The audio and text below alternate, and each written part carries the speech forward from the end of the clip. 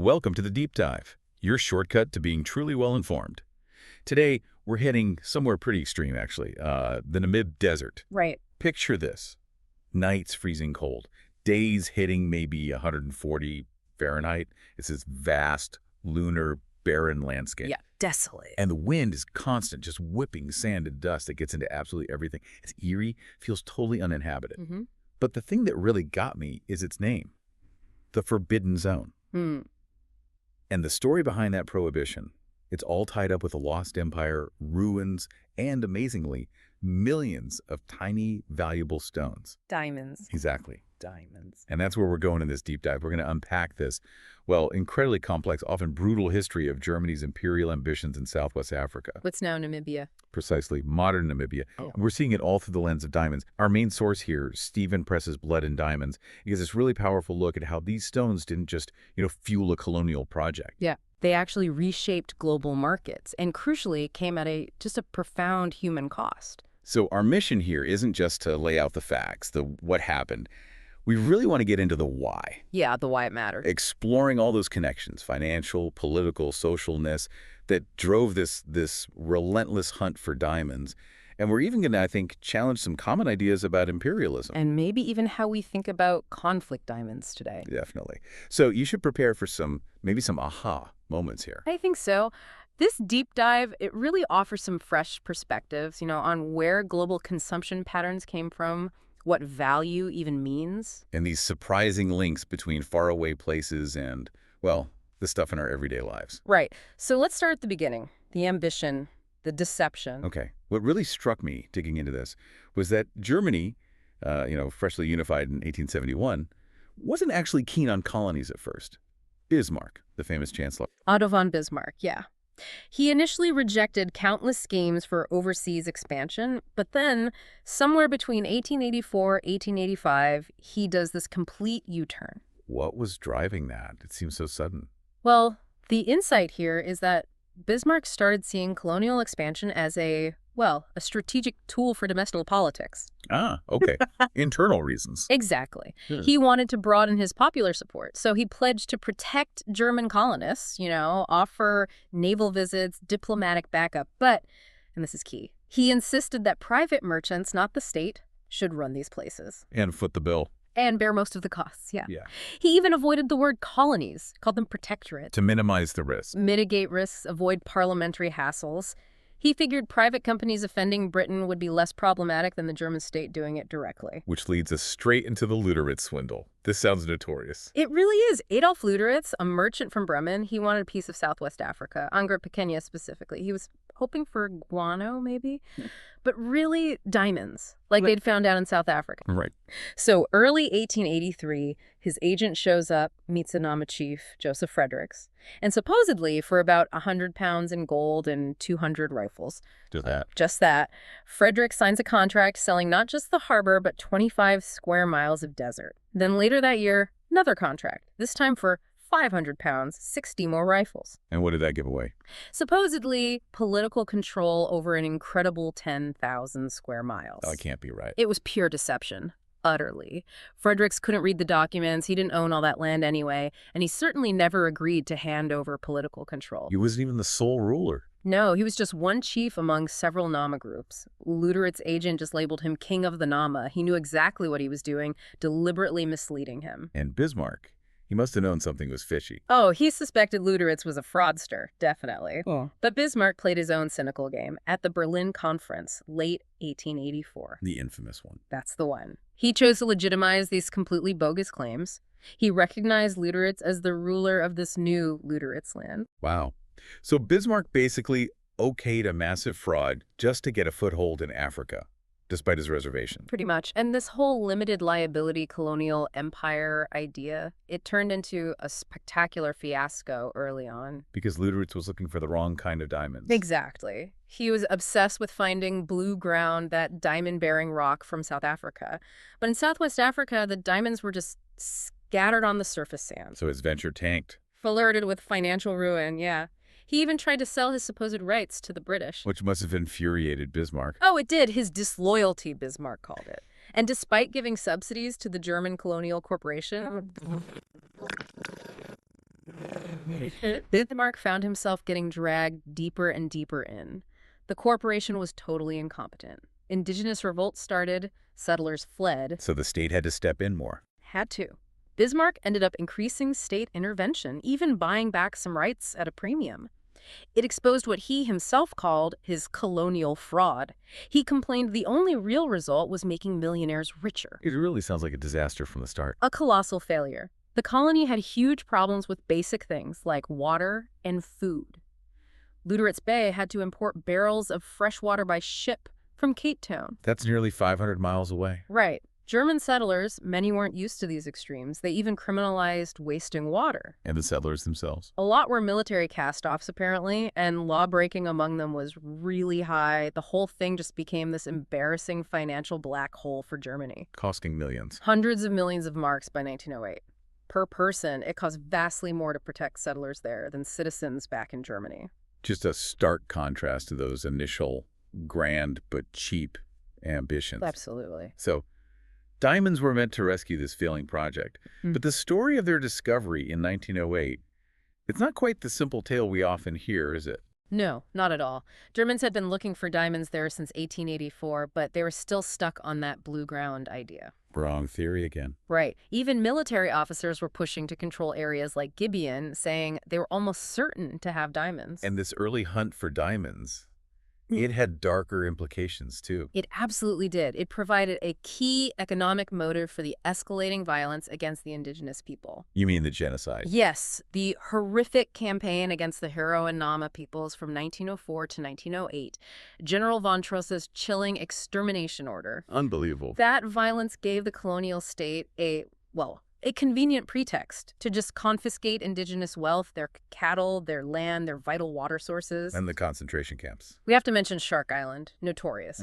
Between mid-1906 and early 1907 alone, over 1,200 prisoners died there, out of 2,000. Just horrific numbers. This systematic violence, it paved the way for what the source calls a dysfunctional, deceptive capitalism just among the Germans themselves. It's chilling. Dysfunctional, deceptive capitalism built on genocide. So against this backdrop, how could anyone even try to fix this? The colony's collapsing, stained with atrocities. It seems impossible, right? But this is where Bernhard Dernberg comes in. Okay. Appointed September 1906. His job: overhaul the entire German colonial empire. He was a banker, brilliant apparently, but not very likable by most accounts. Well, sir. A self-styled African expert, had a huge map of Africa behind his desk. Total workaholic. And he did try to clean house, rooting out corruption, voiding dodgy contracts with war profiteers. Professionalizing things. Trying to, yeah. He even set up a brand new separate colonial office, which actually gave colonial affairs a lot more prestige in Germany. So a reformer. But you said he was complicated. Deeply complicated. He practiced what you might call liberal imperialism. Meaning? While on one hand, he did push for some things to improve African living standards, he believed Germany needed to coexist with people to get labor. Appealing to some liberals back home? Exactly. Gain support from left liberals seemed like progress. But on the other hand, he condoned violence, whipped his own porters in East Africa, actively suppressed reports about settlers abusing Africans. Right. And he had this chilling belief that some native tribes, just like some animals, must be destroyed if they became burdens. That's horrifying, the paradox. It's the core paradox of liberal imperialism, isn't it? Believing you can civilize and develop through exploitation, even destruction, all for economic progress. He still faced huge opposition, though. Military types, plantation owners, they wanted forced labor, plain and simple. A real clash of interests. Yeah. Okay, back to the 1908 diamond discovery. The standard story credits the Germans. What really happened? That story is just wrong, fundamentally. The real discovery, the person who identified the stone, it was Zacharias Lawala. An African worker. Yes, an African migrant from the Cape Colony who actually had mining experience. He was shoveling sand for a railway line near Lüderitz. And he spotted something. Spotted a quarter-carat stone, knew what it was, showed it to his foreman. That news eventually got to August Stouch. He was an engineer, hired to look after the railway tracks, suffered from asthma, but he had serious business sense. So Stouch seized the opportunity. Absolutely. Used the information, quietly bought up mineral rights before the news broke wide, became an instant millionaire. And Lawala. Stouch apparently hired him as his valet, kept him close. But Luwala was basically written out of the public story. Stodge got all the credit. The white frontiersman narrative won out. Typical. So the impact on Luderus Bay must have been immediate, explosive. Totally transformational. The European population went from maybe 300 to over 1,100 Germans in just months. Wow. Triggered a massive building boom, 5 times more spending than during the recent wars. New docks, a newspaper, telephones. People were dreaming of it becoming a San Francisco in the desert. All fueled by these small, high-quality diamonds you could literally just sift out of the sand. Incredible, wasn't it? Right there on the surface. So now Germany has diamonds, but the global market is completely dominated by one giant. De Beers. Cecil Rhodes' De Beers Consolidated Mines. How powerful were they at this point? Astonishingly powerful. Early 1900s, they controlled something like 95% of all known diamond deposits worldwide. 95%. How did Rhodes manage that? His strategy was ruthless but effective. Preserve rarity, buy out or crush rivals, create a monopoly, and crucially, control the supply. Hold diamonds back to keep prices artificially high. Manipulating the market. Deliberately. They even had a secret reserve stockpile held by their syndicate in London, ready to flood or starve the market as needed. And the connection to the U.S. market is fascinating here.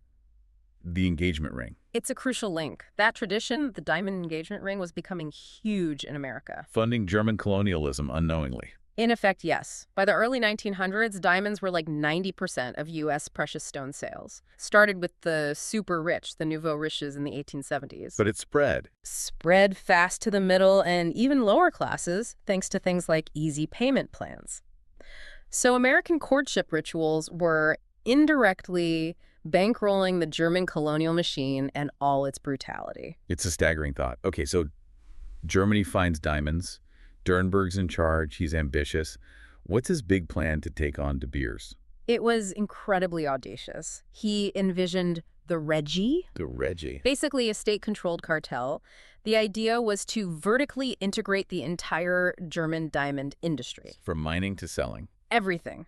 Monetize the diamonds, bring in hundreds of millions of marks directly to the German state. He even wanted to get into cutting, polishing, retail, essentially build a second De Beers. A direct challenge. A direct state-backed challenge. And this plan led straight to creating the Forbidden Zone, the Spurgebiet, in late 1908. To control access. Exactly. Stop the chaotic free-for-all prospecting, ensure mining was sustainable, and crucially controlled by the state and its chosen partners. Which couldn't have been popular with everyone. Definitely not. Many German settlers were furious, felt they were being robbed of easy money, called it medieval feudalism, exploitation by foreign companies, even though this was standard colonial practice elsewhere. And then Dernberg made another controversial move, selling the diamonds through Antwerp. Right. Bypassing the London syndicate, De Beers' a stronghold completely. Why Antwerp? Well, Antwerp was a traditional diamond-cutting hub, but it had been losing ground to Amsterdam and London, so they had a strong incentive to partner with Germany. Guaranteed sales for Germany. Large, guaranteed sales, yes. Yeah. And huge revenue for the German state through a massive export tariff, like a third of the value. But controversial back home. Hugely. Accusations flew crony capitalism, benefiting foreign merchants who were often Jewish over German workers, big political fallout. So the Regie became this incredibly powerful entity. Absolutely. Almost a state within a state. It controlled everything. Production quotas, pricing every single diamond, stockpiling, marketing, negotiating directly with De Beers. A sophisticated operation. Very. Co-created with Walter Rathenau, the industrialist. It was actually a precursor to how economies were managed during wartime later on. It really blurred the lines between state and corporate power. Showing how colonies acted as these laboratories of modernity. Precisely. Testing grounds for new forms of economic control and state-corporate partnerships that would later influence things back in Europe. Powerful figures saw this model and thought about applying it elsewhere. But behind the glittering profits and state power, there were immense hidden costs. Let's talk about the labor conditions. This is where the story gets incredibly dark. For African workers, it was brutal. The survivors of the genocide? Nama and Herero men who survived were mostly forced onto farms or building railroads. So the diamond companies targeted others, women, children, older or frail men. And brought in others. Yes, they imported thousands of Ovambo laborers from regions outside direct colonial control further north. And their conditions? Horrific. Reports of freezing to death at night, sleeping literally on sand dunes with just thin sheets. They weren't allowed to build proper fires or adequate housing. The health impact must have been devastating. Just an extraordinary prevalence of sickness, the source says. Mortality rates were shocking 10% among Ovambos at Kolmanskop in just 1 year. 10%. And workers were treated essentially as property. Arbitrary beatings were common. But if they complained, their testimony was dismissed in court, a total conspiracy of silence. Was there any resistance? Some passive resistance, yes. Ovambos refusing to sign up for another contract, refusing to return to the fields. Some even directly demanded investigations when fellow workers died. But the system gave them almost no real recourse, no justice. It really forces us to reconsider that term, conflict diamonds. It absolutely should. Usually we think of diamonds funding rebels against governments. Right. But if the definition involves funding violence by forces controlling territory illegitimately, well, what about diamonds extracted through colonial genocide and forced labor? By an illegitimate colonial regime. It fits, doesn't it? It strongly suggests the concept needs to be backdated. Diamonds from places like colonial Namibia, acquired through such violence, arguably fall under that umbrella. It forces a reevaluation. Beyond the labor exploitation, wasn't there also massive smuggling and fraud? Oh, completely rampant. It wasn't just Africans. Germans were heavily involved too. Settlers, guards, even licensed miners. Why? Resentment against the regime? High taxes. Both. High taxes, resentment of the state control. Plus, simple greed. Con men had a field day selling bogus claims, passing off worthless stones like aquamarines as diamonds. Did they get away with it? Often, yes. Even U.S. customs officials noted a flood of small, illicit German diamonds entering the States after 1908, often laundered through seemingly reputable jewelers. And policing this must have been a nightmare. An impossible task, almost. You have this vast, harsh desert. The police were incredibly poorly resourced, sometimes just one officer in a wooden shed covering a huge area. One officer? Right. And the courts often let offenders off lightly. Plus, get this. If stolen diamonds were recovered, they went back to the Regi, not the private company they were stolen from. No incentive to report theft, then? Exactly. And nature helped the smugglers, too. Shifting sand dunes constantly hid any tracks or evidence. Meanwhile, back in Germany, this whole colonial project, especially the diamond policy, was causing political fireworks. Huge battles. Matthias Erzberger, a key figure in the Catholic Center Party, became a major critic. He kept blocking colonial budgets in Parliament. Which forced Dernberg's hand. Well, Dernberg used a deadlock over railway funding as a pretext, urged the government to dissolve Parliament, and called snap elections in 1907. A gamble. A gamble he won. He appealed to national pride, the promise of wealth from the colonies, and managed to sideline his critics, at least for a while. But then the actual diamond discovery sparked its own kind of chaos on the stock market. A total mania seized the Berlin Stock Exchange. Shares in the German Colonial Corporation, which were basically worthless before 1908, suddenly shot up. Skyrocketed.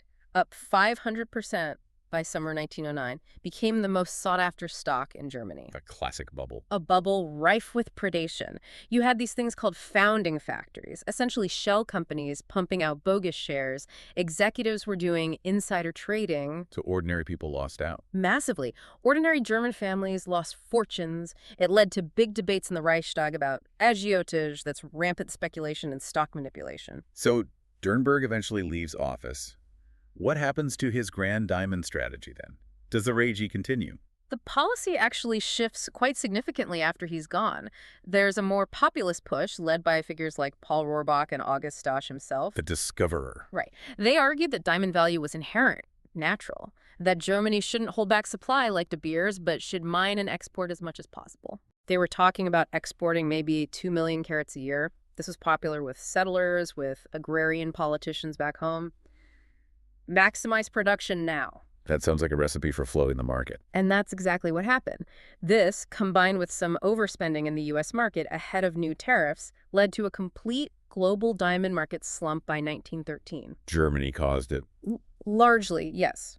They reported exporting more diamonds than the entire U.S. market, which was 75% of world demand, could absorb. What did De Beers do? They started stockpiling massively, millions of carats. Antwerp found itself stuck with huge amounts, like 30 million marks worth of unsold German diamonds. So much for challenging De Beers.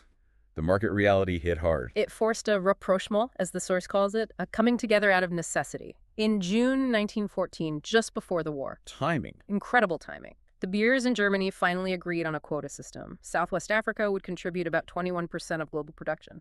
The Diamond War was officially over. And then weeks later, World War I explodes. Did diamonds play a role in the war itself? A crucial, though less visible, role. For Germany, diamonds were vital, funding the war machine. They were a liquid asset, easily convertible to hard currency to buy supplies. The German military guarded the diamond fields very closely. Even with the British blockade? Yes, despite the blockade, a really sophisticated smuggling network kept operating. Involved dealers in New York like Ludwig Nissen, Stern Brothers, Getting German diamonds out. funneling illicit German diamonds, often through neutral countries like the Netherlands, straight into the American market. The British put huge effort into trying to stop it. So the war ends, Yeah. Germany loses its colonies. What happens to this diamond empire? It gets snapped up, swiftly and shrewdly, by Ernest Oppenheimer. The man who would eventually control De Beers. Exactly. He was technically an outsider, born near Frankfurt himself. In 1919, he bought Germany's Colonial diamond mines directly from the German producers for £3.5 million. A bargain. Seems like it. And he brilliantly used this acquisition to cement his control over the London Diamond Syndicate and eventually take over the Beers itself. And under South African rule, which took over Namibia, did things improve for the workers? Tragically, no. The brutal practices largely continued. South Africa kept the migrant labor system. Mortality rates among African workers remained terribly high. Any new forms of control? They introduced X-ray machines at the entry and exit points of the Forbidden Zone, supposedly to stop smuggling, but the repeated radiation exposure disproportionately harmed the African workers forced through them daily. And Oppenheimer controlled the zone. Effectively, yes. The Beers' global control, orchestrated from London, replaced the old German laws. The cycle of exploitation continued, just under new management. It's a chilling continuity. And this whole history seems to have been deliberately obscured, even manipulated. Absolutely. In Germany, after WWI, the loss of the colonies, and especially the diamonds, became fuel for anti-Semitism and rising right-wing nationalism. Blaming others. Figures like Hitler complained bitterly about Germany losing its colonial diamonds to robbers. And even today, if you visit the Ghost Town Museum at Kolmanskop in Namibia, Just run by. jointly by the Namibian state and De Beers, interestingly, the exhibits celebrate the colorful characters, the early prospectors. But what's missing? Any real mention of the horrific conditions, the forced labor, the deaths of the thousands of African workers who actually extracted those diamonds. It's a continued whitewashing, a historical amnesia about the economic violence at its core. So this deep dive into blood and diamonds, it really shows how these tiny, glittering stones connected such disparate worlds. Yeah, the harsh Namibian desert, the ambitions of European empires, the desires of American consumers. All tangled together through economic drive, political maneuvering, brutal exploitation, and market manipulation. And it's crucial to remember this isn't just dusty history. It's about understanding the deep, often hidden roots of the global supply chains we rely on today. The hidden costs behind everyday goods. Exactly. Which leaves us with a pretty powerful thought. If we can redefine conflict diamonds to include those mined through colonial violence, what does that mean for how we judge clean commodities now? Right. What other histories do we need to uncover, need to revisit in our search for truly well-informed consumption? Something to definitely mull over. Until our next deep dive. Subscribe for more.